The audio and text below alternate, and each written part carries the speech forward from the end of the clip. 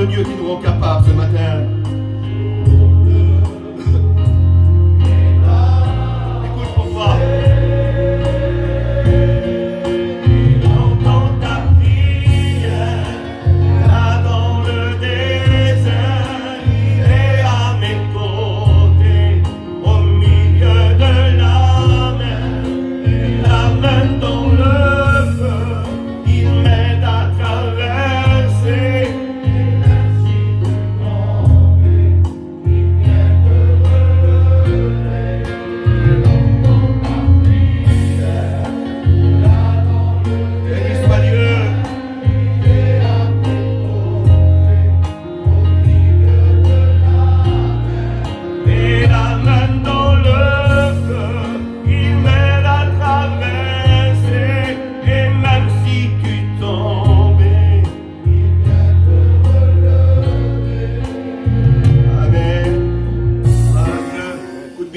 Tout le monde, que Dieu vous bénisse ce matin.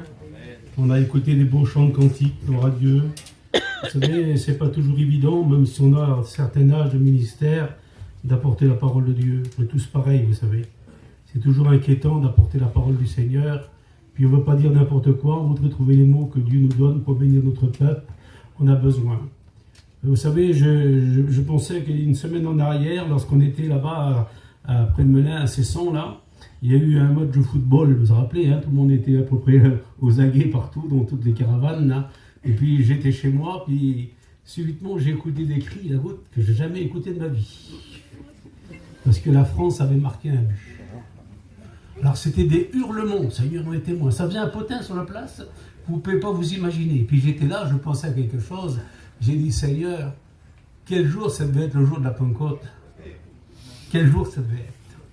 Parce que la Bible nous dit que Jésus, lorsqu'il est parti au ciel, il avait dit aux disciples, restez à Jérusalem, jusqu'à ce que vous recevrez la puissance d'en haut. La puissance d'en haut, excusez-moi, c'est pas la puissance d'un ballon, c'est pas la puissance d'un cri, excusez-moi, c'est la puissance qui venait du ciel. C'était la promesse du Seigneur Jésus. C'est extraordinaire, Seigneur. Et puis tout d'un coup, qu'est-ce qui s'est passé? Alors je me suis un petit peu imaginé les cris qu'il y a eu sur la place la semaine dernière, hein, parce que tout le monde était un petit peu groupé un peu partout sur le terrain, puis j'ai écouté les cris, j'étais chez moi, c'est pas possible qu'on peut être comme ça aujourd'hui, exalté devant un ballon, devant un but, parce que la France a gagné, c'est terrible pour les Français, mais nous on est des petits voyageurs, hein, voilà, le ballon pour nous, bon, je sais pas, j'ai jamais été intéressé par ça, mais enfin, il y en a qui sont intéressés parce que ça crie, hein, bébé, ça crie fort. Et je me suis posé une question moi-même. Du Seigneur, le jour de la Pentecôte, lorsque les disciples étaient réunis dans la chambre haute, selon les promesses du Seigneur, ils attendaient quoi? La promesse du Seigneur. Et la promesse du Seigneur, c'est quoi, mes frères? C'est de bénir son peuple. C'est qu'on puisse retrouver ce qu'on a oublié, bien souvent, parce qu'il faut être honnête devant Dieu, la Bible nous appelle des auditeurs oublieux. On oublie beaucoup de choses, vous savez. Hein? On oublie beaucoup. Hein? Et qu'est-ce qui s'est passé? La Bible nous dit que tout d'un coup, pendant 10 jours, dans la chambre haute, avec la porte fermée à clé, parce que ce n'est pas facile. Hein? Si vous voulez recevoir une bénédiction, on ne reçoit pas un coup de baguette magique. On la reçoit dans la persévérance. On l'aperçoit à genoux, bien souvent dans l'immunité, sans personne ne voit. Vous savez, c'est pas la peine de se lever debout, de faire les pharisiens, d'élever les bras au ciel, de faire des longues prières. C'est pas ce que Dieu veut. Hein. Dieu veut, Jésus a dit tout simplement, donne-moi ton cœur. Hein. Tout simplement, c'est simple. Hein. Donner son cœur à Dieu, c'est très simple. On était devant Dieu. Et puis le jour de la Pentecôte, qu'est-ce qui s'est passé? La promesse du Seigneur s'est accomplie. Il va gloire à Dieu pour ça. Tout d'un coup, il y a eu un vent terrible, Seigneur. J'en suis persuadé que toute la ville de Jérusalem a dû trembler. Puis tout d'un coup, il a passé quelque chose d'extraordinaire. Des langues semblables à des langues de feu leur apparurent, nous dit la Bible, et se posaient sur chacun d'eux. Et tout d'un coup, il se mit à parler en langue. Quelle beauté que ça devait être, Seigneur. Il se mit à parler en langue, et chacun parlait dans sa propre langue, parce qu'il y avait à Jérusalem, ce jour-là, toute nationalité de la région qui était autour, et tous les dialectes qui étaient là, entendaient ce qu'il disait. Et puis les hommes disaient, mais c'est pas possible, ils sont ivres. Mais non, c'était pas possible, c'était une heure dans laquelle on n'avait pas le droit de boire de l'alcool à cette époque. Mais la Bible nous dit que là, l'Esprit du Seigneur est tombé sur son peuple. Et l'Église a pris naissance. On va adorer Dieu pour ça. Que son saint nom soit béni. Je vous fais allusion parce qu'aujourd'hui, c'est la Pentecôte, vous avez bien compris. Je vous dis que quelques mots. Mais c'est pas là-dessus que j'ai voulu vous parler ce matin. Je vais vous parler d'un sujet dans lequel la goutte peut en témoigner. C'est un ancien bébé, c'est des anciens parmi nous. Il y en a d'autres que j'oublie, il y a Garma, il y a tous les frères qui sont là. Vous savez, des fois, lorsqu'on a perdu quelque chose, on sait où on l'a perdu, alors on retourne des fois. Puis on va chercher où on a perdu. Un jour, les étudiants, il y a 25 ans de cela, ils ont cotisé et ils nous ont acheté une montre. Ils m'ont acheté une montre à moi puis à Isaïe, un cadeau. Voilà. Alors je me rappelle ce qu'ils m'ont acheté, une montre, une bouteille de vin et un stylo. Le stylo, je l'ai toujours, le vin, je ne l'ai plus. Et puis ma montre, c'était sacré, vous avez bien compris pour moi, ma montre, des étudiants, ils m'avaient acheté une montre, puis on m'a pris soin, puis on était moins, je faisais attention à ma montre, vous pouvez pas vous imaginer à quel point je faisais attention. Puis un jour, on s'est trouvé auprès de Vannes, ma mère était malade, puis il faisait un beau soleil, on était petits au bord de la mer. Puis lorsque j'étais au bord de la mer, il était petit, la mer était descendue, alors j'ai marché dans le sable, comme ça, pour aller jusqu'à la mer. Puis quoi, il y avait peut-être une 50aine de mètres que j'ai marché pour atteindre le rivage, pour atteindre l'eau. Et puis au bout d'un certain moment, je me suis aperçu que ma montre n'était plus sur mon bras. Alors j'ai dit sur ma compagne, maman, tu l'as vu toi? Elle a dit non, tu l'avais tout à l'heure, elle m'a dit. Et puis là j'ai dit, ça y est, j'ai perdu ma montre. Alors ce que j'ai fait, j'ai cherché, bien sûr, j'ai cherché, puis au bout d'un certain moment, vous savez, la mer elle monte vite. L'eau monte très vite. Puis où j'étais, apparemment où j'avais perdu ma montre, l'eau avait monté, j'avais certainement de l'eau jusqu'aux genoux. Puis l'eau a monté de plus en plus. Puis je suis reparti avec mes petits par mon camion, puis j'ai dit, Sorel, reste là avec tes petits, je retourne. J'ai retourné. Et puis lorsque j'ai retourné, j'avais de l'eau à peu près jusqu'ici, jusqu'à la taille là. C'était terrible, Seigneur, j'ai ma montre, c'était sacré pour moi, je voulais la retrouver, vous avez bien compris. Et puis là, j'ai cherché, je regardais dans l'eau, hein. En Bretagne, on a de la belle eau très claire, vous savez, elle est belle, hein. Ouais, c'est transparent en plus. Hein. Mais j'ai regardé, puis j'ai vu quelque chose de briller. J'ai vu quelque chose de briller dans l'eau. Alors il a fallu que je fasse quelque chose. Et c'est j'aimerais que je fasse comprendre ce matin, peut-être ce qu'on a besoin de faire ensemble. Il a fallu que je m'abaisse, je m'humilie, pour aller chercher ce que j'avais perdu. Et j'ai retrouvé ma montre. Mais ce matin, je vais vous parler de la prière. La prière, c'est quelque chose, excusez-moi, qu'on a grandi dans la mission, nous. Et moi, je me rappelle, Dieu en est témoin, je lance de fleurs à personne, il n'y a que Dieu qui le sait ce matin. Moi, j'ai grandi dans la mission, comme beaucoup de frères, mais moi, j'ai eu la grâce de connaître des femmes de prière, des hommes de prière, des hommes qui ont passé du temps dans la prière. On avait l'amour de cette prière dans nos cœurs. Vous ne pouvez pas vous imaginer à quel point qu'on priait. C'était la joie de vivre, c'était la prière. C'est quoi la prière? C'est de parler à Dieu. C'est quoi la prière? La prière fait mouvoir le bras du Seigneur. La prière, c'est quoi? C'est les moments les plus intimes avec lui. C'est ça la prière. Moi, je le dis devant Dieu, j'avais ma tante Pensée, que la goutte a bien connue, c'était une femme extraordinaire. Tous les jours, j'étais tout jeune, j'avais 13-14 ans, moi. J'étais appelé, je venais de me baptiser, à nous appeler, à nous réducer, puis on était tous ensemble en train de prier, avec sa mamie, la vieille gitane. C'était des gens qui priaient, parce qu'on avait appris à prier, vous avez bien compris, on a appris. Mais est-ce qu'aujourd'hui, on a toujours ce bon désir de prier le Seigneur? Est-ce qu'aujourd'hui, toujours, on a le désir de s'approcher de Dieu? Alors, je vais vous parler d'un sujet qui me semble très important, parce que vous savez, d'être baptisé, c'est bien. Mais ce n'est pas suffisant d'être baptisé. Excusez-moi, il y a plein de baptisés qui n'iront pas au ciel. Je ne vais pas accuser personne parce que je ne jette pas la pierre ce matin. Mais regardez ce que dit Ézéchiel 47 et le verset 1er pour celui qui a la parole de Dieu. Je vais vous parler du progrès de la vie chrétienne. C'est important le progrès de la vie chrétienne. Vous savez, un petit enfant qui naît dans un foyer, ça fait la joie des parents, vous avez bien compris, c'est la plus belle des choses, un petit bébé qui vient de naître. Mais si le bébé, au bout de 6 mois, il reste toujours bébé, il ne grandit pas, puis qu'il ne se développe pas, c'est qu'il y a un souci, c'est qu'il y a un problème, vous avez bien compris. Puis au bout d'1 an, on s'aperçoit que le bébé est toujours pareil. Alors c'est pas possible, il y a une anomalie quelque part. Et au bout de 2 ans, il est toujours bébé dans son petit lit, c'est qu'il est malade. Alors on va voir les spécialistes, on va voir les plus grands docteurs, on va essayer de trouver la solution. Mais c'est pareil pour la vie chrétienne. Regardez ce qu'il est écrit, s'il vous plaît. Ézéchiel, chapitre 47, et verset 1er. Il me rend un ave à la porte de la maison, et voici de l'eau sortait sous le sol de la maison, à l'orient, car la face de la maison était à l'orient. L'eau descendait du côté droit de la maison, au midi de l'autel. Il me conduisit par le chemin de la porte septentrionale. Il me fit faire le tour par dehors jusqu'à l'intérieur de la porte orientale. et voici de l'eau coulait du côté droit. Et lorsque l'homme s'avança vers l'Orient, il avait dans sa main un cordeau. Il mesura 1000 coudées et il me fit traverser, et j'avais de l'eau jusqu'aux chevilles. Il mesura encore 1000 coudées, il me fit traverser, et j'avais de l'eau jusqu'aux genoux. Il mesura encore 1000 coudées, il me fit traverser, et j'avais de l'eau jusqu'aux reins. Il mesura encore 1000 coudées, c'était un torrent que nous pouvions traverser, car l'eau était si profonde qu'il fallait y nager. Gloire à Dieu. Dans ce verset biblique de la Bible, on découvre 4 étapes différentes, des étapes de la vie chrétienne, que son Saint-Nom soit béni. Lorsqu'on a passé par les eaux du baptême, lorsqu'on a accepté Jésus-Christ, on a tous fait pareil.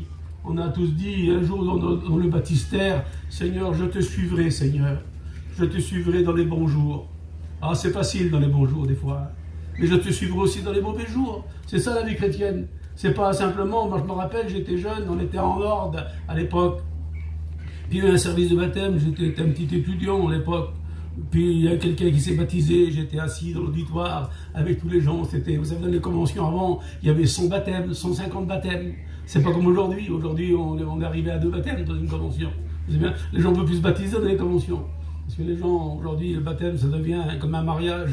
Il faut des gâteaux, il faut du champagne, il faut tout ce qu'il faut, il faut des fleurs, pour tout ça. Ça, le modernisme nous a beaucoup atteint aujourd'hui, malheureusement. Le baptême, c'est sacré, vous savez. Je te suivrai, Seigneur.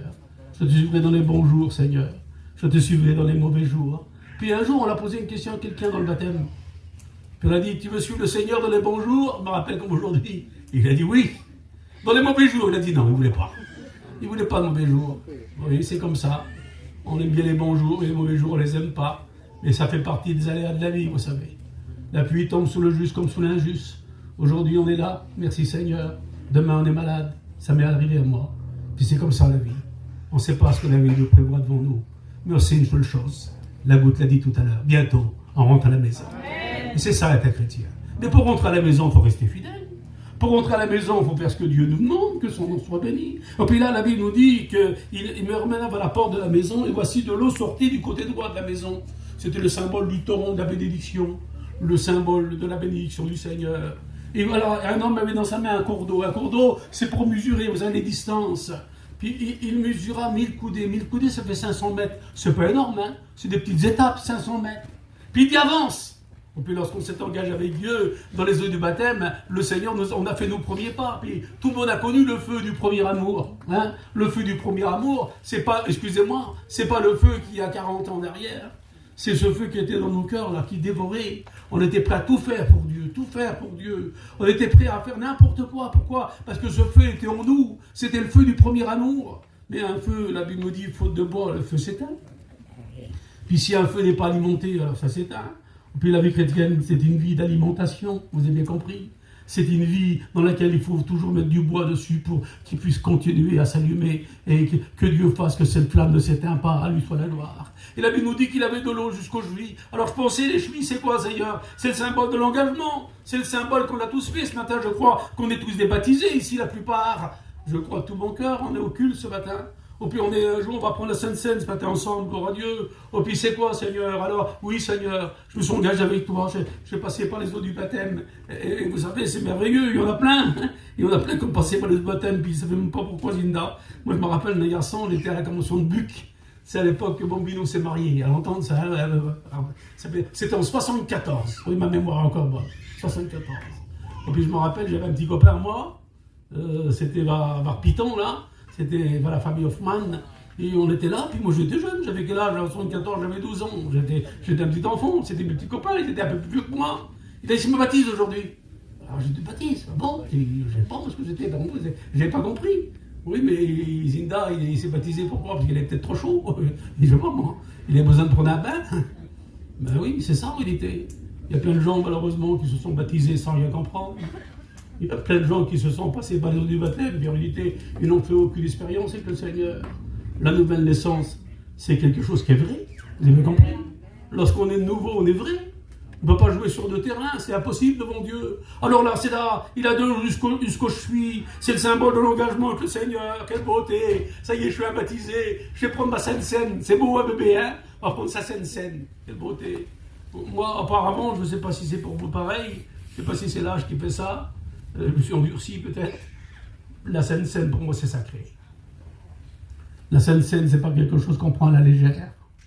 La Sainte Seine, c'est pas, excusez-moi, un morceau de pain qu'on prend, puis un petit verre d'un un petit peu de vin, puis on sort dehors. La Sainte Seine, c'est plus que ça. C'est la communion avec le Seigneur. C'est l'intimité avec lui.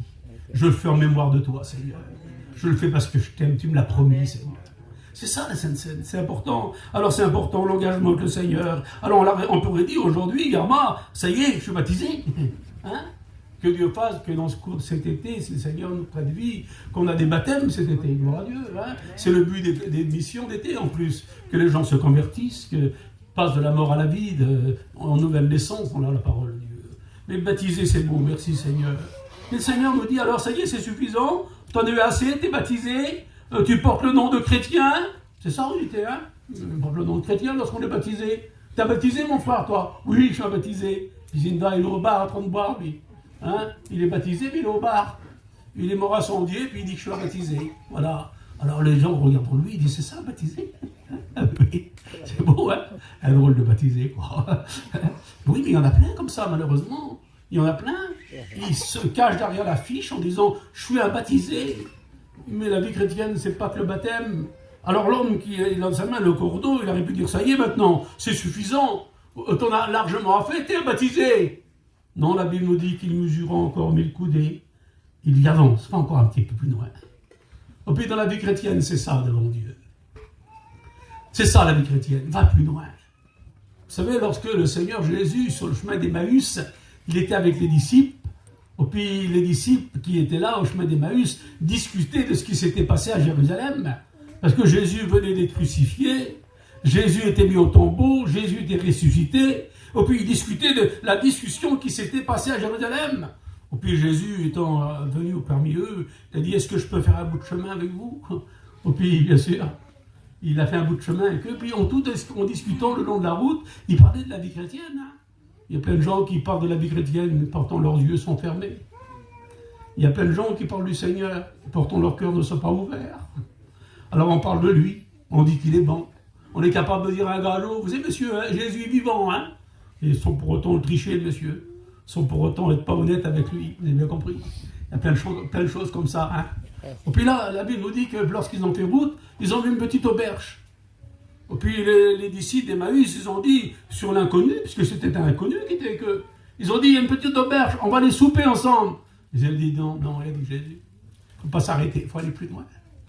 Jésus nous appelle toujours à aller plus loin avec lui, que son nom soit béni. Alors il a dit, tu mesures à mes coudées. Et puis il y avance. Et lorsqu'il avança, il avait de l'eau jusqu'aux genoux. Les genoux, c'est le symbole de la prière, le symbole de la communion avec Dieu, le symbole de l'humilité, le symbole de la consécration, le symbole de la vie livrée avec le Christ. C'est une vie personnelle. On n'est pas des pharisiens. Un pharisien, vous savez, c'est celui qui se lève debout dans le temple, et puis qui lève les bras vers le ciel, et puis il dit, toi Seigneur, je ne suis pas comme le reste des hommes. Il se met toute la gloire pour lui, toujours la gloire pour lui, toujours la gloire pour lui. Il dit, toi Seigneur, je jeûne 2 fois par semaine. Notre frère Tarzan, le petit Charles, on appelait, qui est professeur, qui est parti près du Seigneur, avait calculé, on a 56 semaines dans l'année. Il jeûnait 112 fois par an. Imaginez-vous, hein. 112 fois par an. C'était pas n'importe qui le gars. Il donnait sa dîme de tous ses revenus. C'était un homme extraordinaire. Dans sa prière, personne ne peut l'égaler. Personne ne peut enlever la courroie de ses chaussures. Il est tellement important, cet homme dans le temple, là, qui se présente devant Dieu dans le temple, devant le peuple. Il est là, parmi tous les gens qui sont autour de lui, et dans son cœur, il formule une prière. Et puis il dit, soit Seigneur, je ne suis pas n'importe qui. Il se charge de ce qu'il est. Il se donne de l'importance à lui-même. Il dit qu'il n'est pas comme les autres, lui. Oh, apparemment, je n'ai pas rien à lui reprocher à ce gars-là, moi.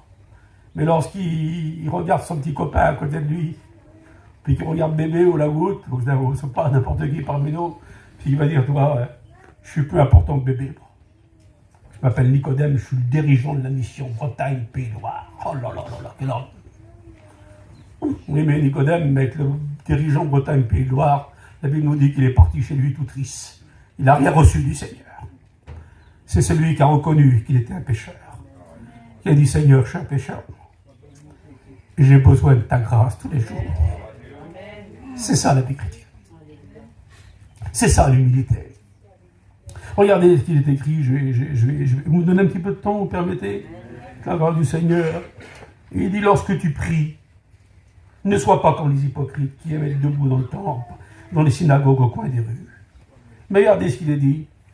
Je vous le dis en vérité, leur récompense, ils l'ont déjà eu sur la terre. Mais quand tu pries, entre dans ta chambre. C'est ça, en réalité, devant Dieu. Entre dans ta chambre. Prie ton Père qui te voit dans le lieu secret. C'est secret, la prière. C'est quelque chose, vous savez, c'est pas celui qui prie les plus belles paroles, il y en a qui prient comme des avocats, que Dieu les bénisse, par des maîtres dans la prière. J'en suis même pas capable de prier comme eux, bien sûr, Seigneur le sait, mais il y en a qui prient comme des maîtres. Et un jour, j'ai appris une leçon à Guingamp, je vois que Nono, il est là. Je me trouvais à l'église de Guingamp le matin de bonne heure, c'était pour le culte, on était venus pour faire l'offrande. Puis c'est moi qui devais prêcher, pour Ramoucho, je ne sais plus, un mois ou lui, on a fait le programme le matin. Puis là-bas, à Guingamp, il y a un petit frère, hein, je connais bien, non, hein, c'est pas mon frère, hein, il est malentendant, il a du mal à parler, le petit là. Hein, il est sourd-muet, c'est ça, hein, sourd-muet en plus. Puis Dieu m'a dit, moi, je connais à chaque fois qu'il voit, il prend les bras, il m'embrasse. Il m'embrasse, vous ne pouvez pas vous imaginer, mais moi aussi je t'embrasse. Je t'embrasse encore plus aujourd'hui. Et puis le dimanche matin au culte, Dieu en est témoin. Les frères l'ont appelé les frères pour prier pour le pèle. Et le petit frère en question, il l'a appelé, il est venu devant. Vous avez vu, vous avez déjà, excuse-moi, parce qu'il y a sa sœur parmi nous là, j'ai été gêné pour lui. Ça m'a fait des frissons dans la tête. Je dis, Seigneur, quelle bêtise qu'ils sont en train de faire. Ils ont plein de petits frères qui ont du mal à parler, c'est bête ce qu'ils font devant tout le monde. Oh, puis là, la prière est venue. Et le petit, il a prié. Dieu m'en est témoin. Il a prié d'une façon.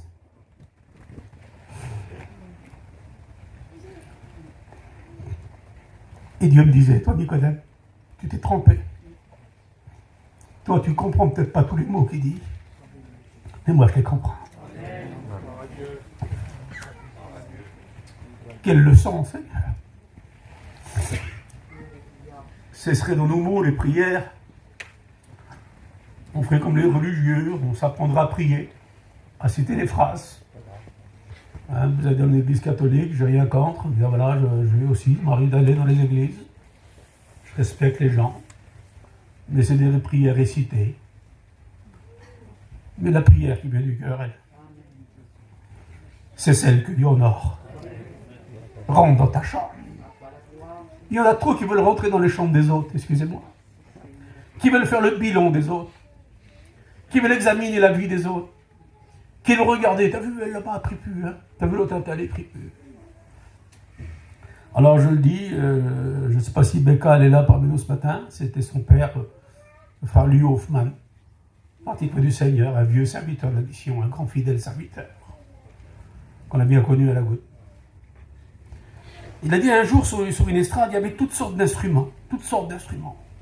Une estrade complète d'instruments. Il y avait le pianiste, il y avait le guitariste, il y avait le violoniste, il y avait la batterie. Oh Seigneur, quelle beauté que ça devait être. Et parmi tous ces instruments-là, l'histoire nous dit qu'il y avait une petite flûte. Elle n'était pas grande, elle était toute petite, elle était là. C'était la petite flûte. Ou plutôt d'un coup, le maestro, le maître est venu, puis il a commencé à faire jouer l'orchestre. Oh, c'était quelque chose d'extraordinaire. Une harmonie, vous ne pouvez pas vous imaginer. Tous les instruments étaient accordés, c'était un son extraordinaire. Et puis la petite flûte, elle a regardé sur le pianiste, puis elle a dit, qu'est-ce que je suis à côté du piano, moi? Je suis rien. Elle s'est tournée, elle a vu la basse. L'importance, la basse. Elle dit, qu'est-ce que je suis à côté de la basse? Je suis rien. Elle a regardé le pianiste, elle a regardé le guitariste, elle a regardé tous les instruments. Elle a dit, qu'est-ce que je suis? Je ne sers à rien en réalité. Puis elle avait décidé dans son cœur, nous dit l'histoire, de ne plus jouer.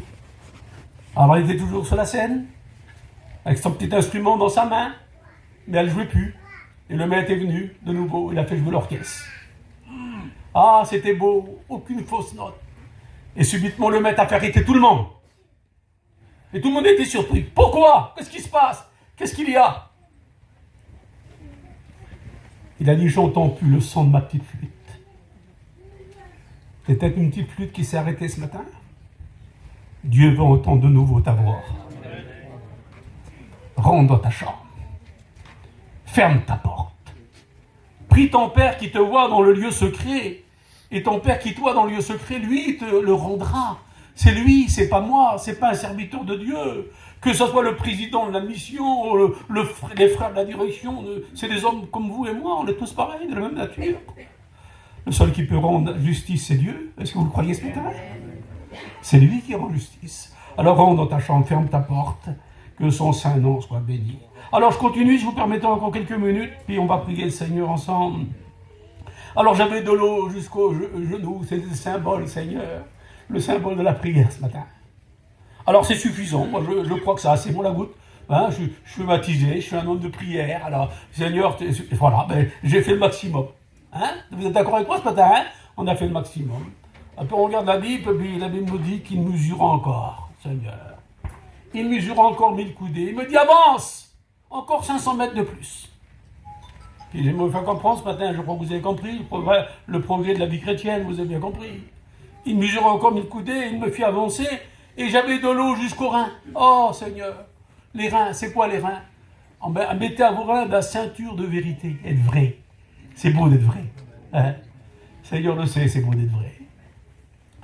Essayons jamais de passer pour un autre. Soyons tels que nous sommes. C'est pas la peine de prendre le même langage que l'autre, ou la même façon de parler que l'autre. Ça sert à rien. Soyons naturels ce matin. Être vrai. Être vrai, c'est quoi? Je mets à mes reins la ceinture de vérité. Vous savez, les reins, lorsqu'on a mal aux reins. L'autre jour, j'ai eu mal aux reins. Et Dieu m'en est témoin, j'étais chez moi, j'ai tombé j'étais par terre, j'ai tombé par la mal que j'ai eu dans les reins. Les reins, c'est le symbole de la force. C'est le symbole de la stabilité. Lorsqu'on a les reins en bonne santé, on est stable, on est fort. Ça donne de la force dans nos membres, que son nom soit béni. Mais Dieu veut qu'on soit fort en lui ce matin. Est-ce que vous le croyez? Dieu veut qu'on soit fort. Il ne veut pas simplement, excusez-moi, qu'on soit un baptisé. Ou compris une fois de temps en temps, lorsque tout va mal, lorsqu'il y a la tempête. Moi, il a fallu, je vous le dis devant Dieu ce matin, je vous confesse ma foi. J'aime autant prier que pendant la tempête. J'aime autant demander à Dieu pendant l'épreuve. Ça m'a donné de la force. Parce que des fois, l'épreuve nous fortifie en Dieu, parce qu'on sait en qui s'appuyer. Vous savez, hein, j'ai écouté ça aux études un jour. Il a dit, je tremble sous le rocher où je suis. Oui, mais le rocher, lui, c'est Jésus. Il ne tremble pas, lui. Il reste toujours stable. Que son nom soit béni. Alors, vous savez, j'ai pensé à ça, mon moi, parce qu'on est des campagnards, nous, hein. Je sais qu'il y a peut-être quelques Parisiens parmi nous, là, hein. Mais nous, on est des gars de la Bretagne, voilà, les Brisonnec-Mad. Et souvent, ça nous arrive d'aller au bord de la mer.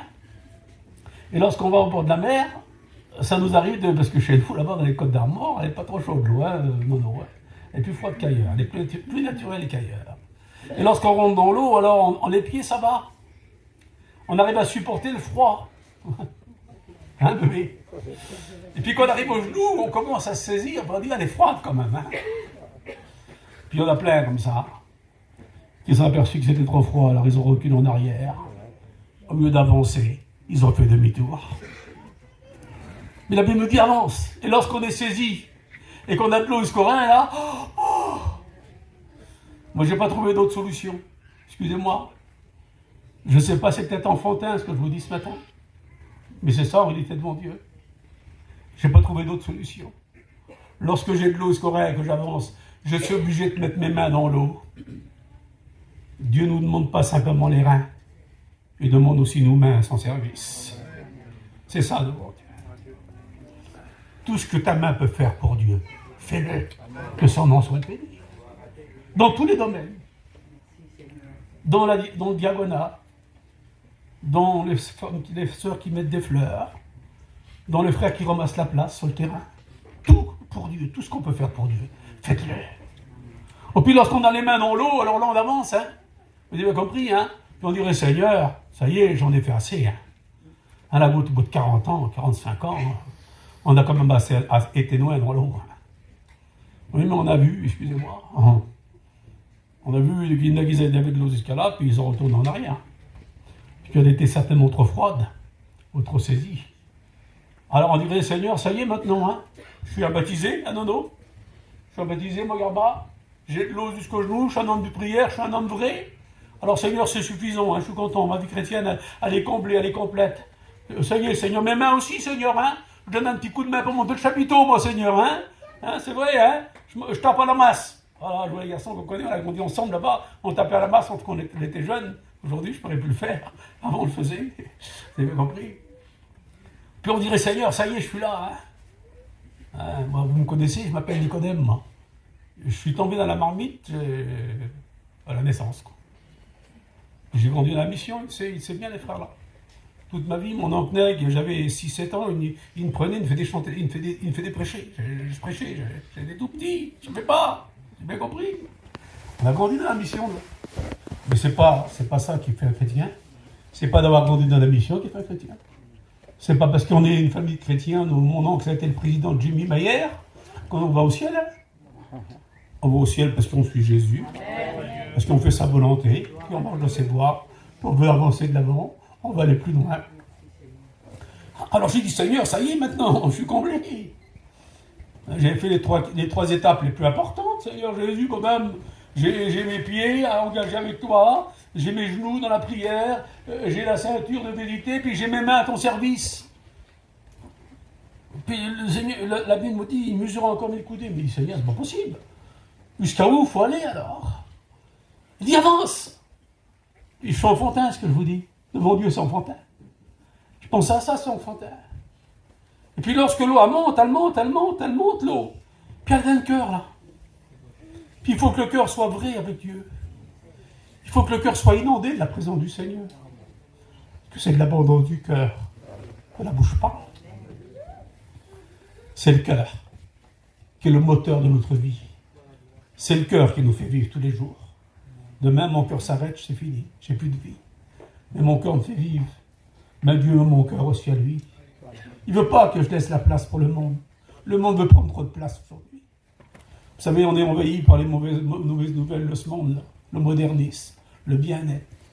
Je disais ça à Bilingo hier, on parlait avec lui. Je disais, lorsque Dieu parle à Israël, lorsque Dieu fait la remarque à Israël, il peut nous la faire aussi à nous ce matin.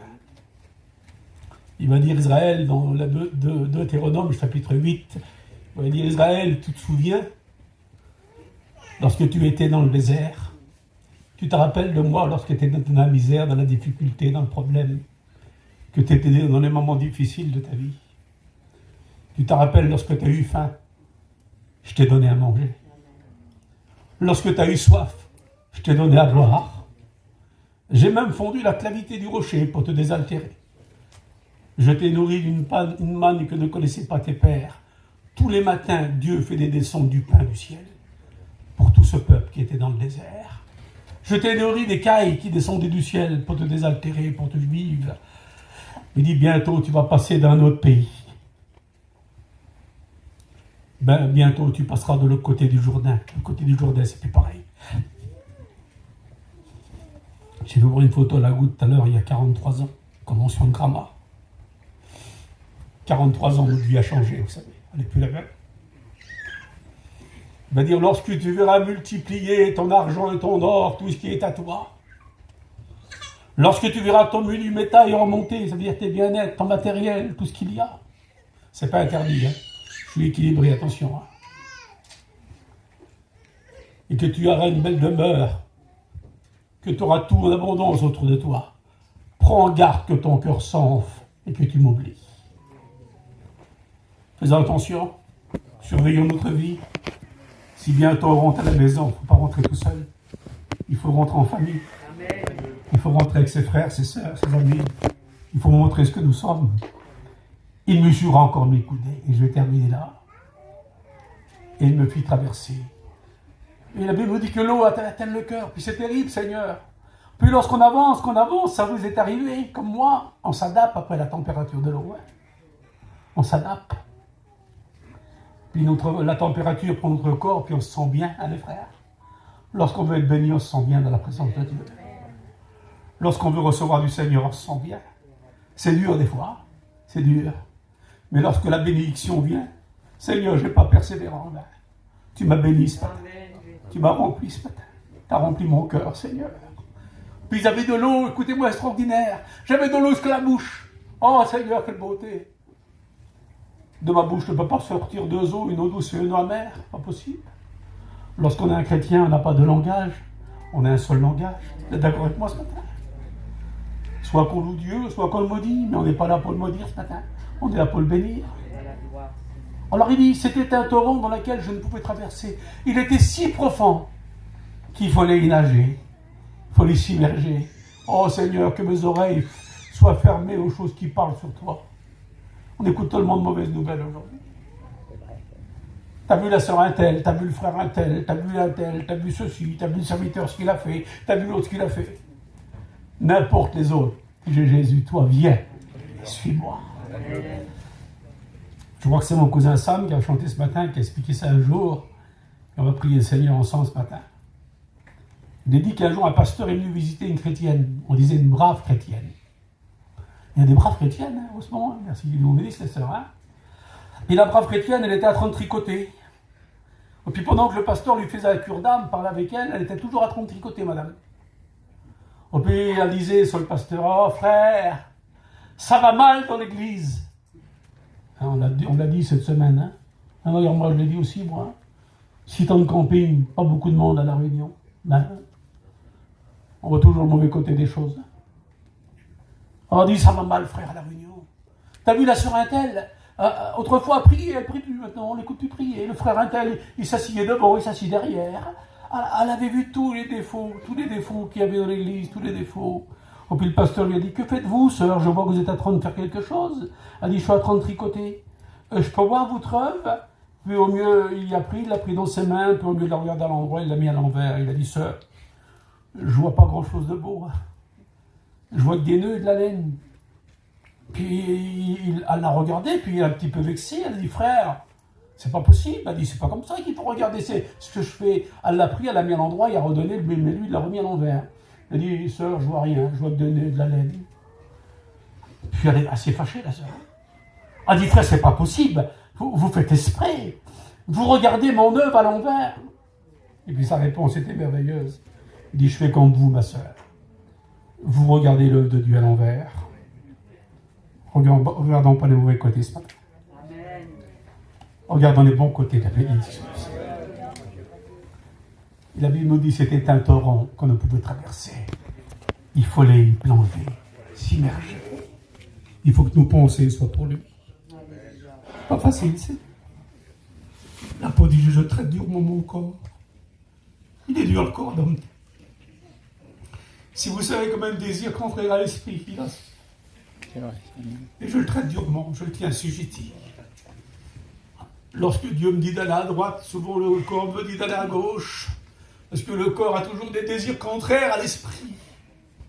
Excusez-moi, le corps n'aime pas prier. Le corps n'aime pas prier. Il aime bien les réunions de nous. Oh, on est bien en mission l'été. Ça devient un loisir pour nous. Il y a une place. Chapiteau monté. On fait des petites grillades. On est en famille. On va faire notre petit travail. C'est ça la bénédiction du Seigneur. Jésus a dit 2 ou 3 lorsque vous êtes réunis en mon nom. Je suis au milieu de vous. La présence de Dieu est ici ce matin. Est-ce que vous le croyez? Ce quand il dit je la veux Seigneur. Est-ce que vous la voulez ce matin? Alors je donne mes mains, je la veux Seigneur. Je vais le bénir ce matin. Je veux progresser, je veux grandir. Je veux aller de nouveau avec toi. Je vais aller rechercher. La Bible nous dit la femme qui avait perdu ses 10 dragues. Sur les 10, elle en avait perdu une. Vous savez ce qu'elle a fait? Elle a fermé toute sa maison. Elle a allumé la lampe. Elle l'a cherchée jusqu'à ce qu'elle la trouve. Ce serait peut-être pas bon qu'on rentre dans notre maison ce matin, dans notre chambre. Et au mieux de faire le bilan des autres, qu'on fait son propre bilan à soi-même. Puis qu'on dit, Seigneur, je veux retrouver la petite pièce que j'ai perdue ce matin. Parce que sans cette pièce-là, je ne pourrai pas aller au ciel. C'était la dot de mariage, c'était le symbole du mariage. Bientôt, il vient nous chercher. Puis rien nous manque ce matin. Alors, je vais terminer là, puis je vais prier avec vous. Je crois que j'en ai largement dit assez. On a compris ce que Dieu veut nous dire ce matin. Que la vie chrétienne, ce n'est pas une vie simplement de baptême, ou une vie d'une prière de temps en temps, ou fouiller dans sa poche, donner son offrande. La vie chrétienne, c'est plus que cela. C'est une vie personnelle avec Dieu. Vous savez, je disais ça à Mélingo hier. Il y en a des milliers quand on n'est pas à la mission, des milliers. On n'a jamais entendu parler d'eux.